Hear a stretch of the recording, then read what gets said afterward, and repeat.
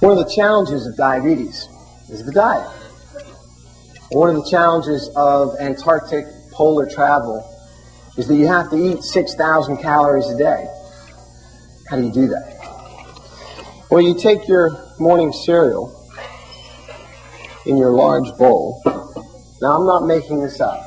This is too disgusting to make up. And you add a little olive oil to your breakfast cereal. You already have a little milk in there, a little hot water, a little bit more just for extra. And you sort of mush this around.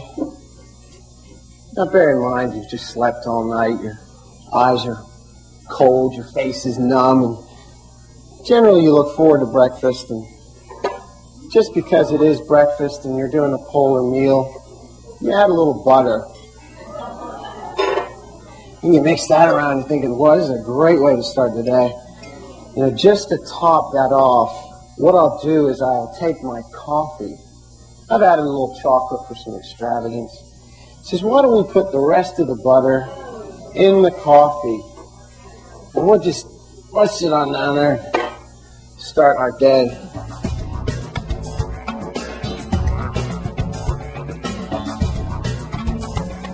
Here's another interesting story. A 35-year-old Pittsburgh man has just succeeded in walking to the South Pole. Are you the Pittsburgh? Oh, there you go. Who'd you know to get those seats? Wow. Took him 61 days to walk 680 miles. Isn't that amazing?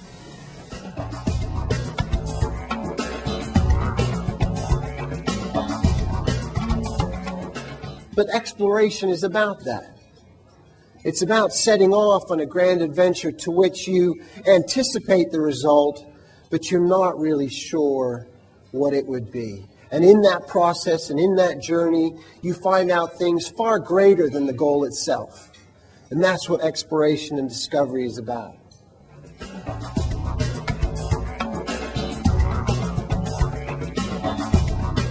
And at around 10 in the morning, we get a radio call from our friend Mark.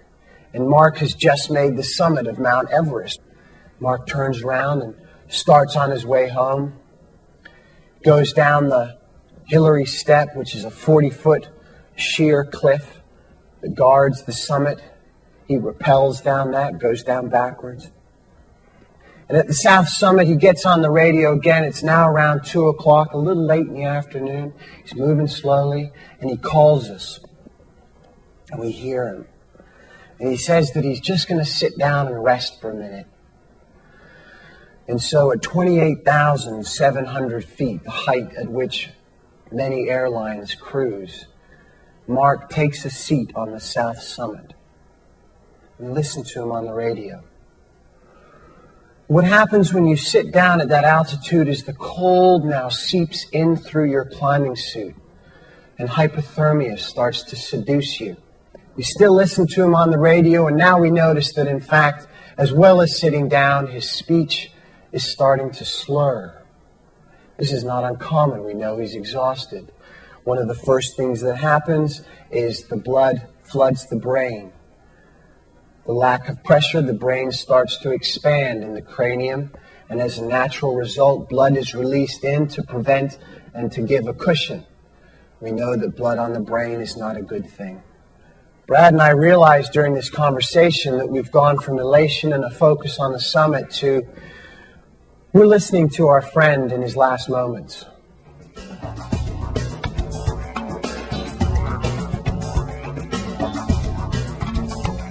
Now, we don't know each other very well, and this is our first introduction.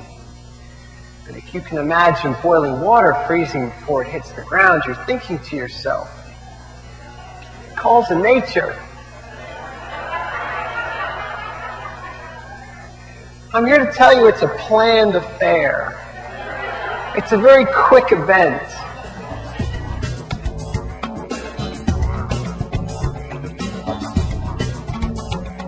You were diagnosed at the age of 9 with type 1 diabetes. What possesses you to be a mountain climber when it is not recommended that diabetics be aggressive in physical activity? Well, that was really the point as a kid. I always grew up with, you can't do this, you can't do that. And part of our objective with the expedition is to demonstrate that with good management, children and adults can live healthy lives with diabetes.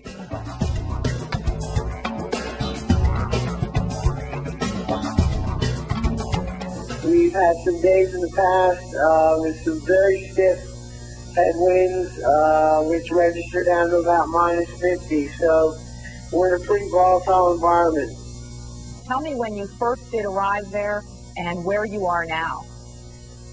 We arrived about 11 days ago at Base Camp Patriot Hills. From there, we've been pulling our sleds for the last 10 days.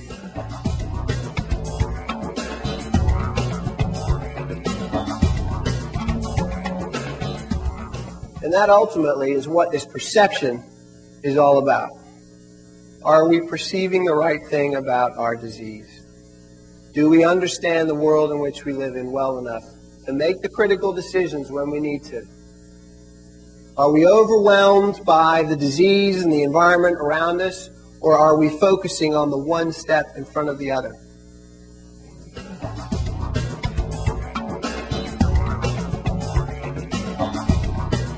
Because it actually isn't reaching the mountaintop. It's that journey, it's that process of getting there. And you might ask yourself, well, you have this disease, you have a family of 6, you have a loving and supporting wife. Why are you doing these high-risk ventures? And my answer to you is the same as the answer to my children.